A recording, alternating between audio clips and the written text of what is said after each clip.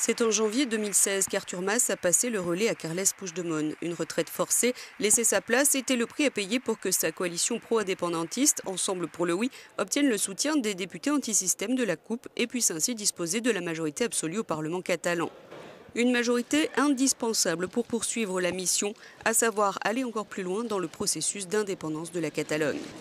Moins d'un an après, en décembre 2016, les groupes pro-indépendantistes se réunissaient à Barcelone et fixaient la date d'un nouveau référendum pour le mois de septembre 2017. Le fil conducteur, le dénominateur commun, ce qui nous rassemble, c'est la volonté d'organiser en Catalogne un référendum sur le futur lien qui unira la Catalogne et l'Espagne et de le faire en accord avec l'État espagnol.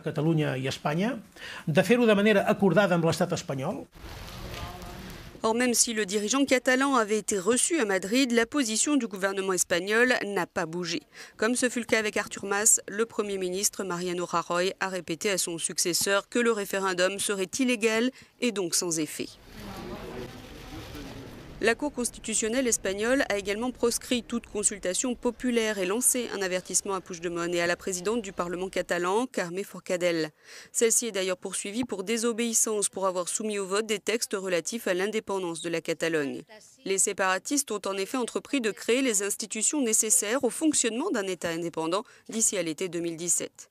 Le gouvernement catalan a ainsi annoncé récemment qu'il allait mettre en place un système de collecte de l'impôt des Catalans indépendant dès le 1er juillet prochain, ce qui priverait Madrid de ses prélèvements. Avec ses 7,5 millions d'habitants, la Catalogne est l'une des régions les plus riches de l'Espagne, où le sentiment nationaliste est très fort. Selon un sondage de décembre, 46,8% de ses habitants sont contre l'indépendance, mais 45,6% y sont favorables.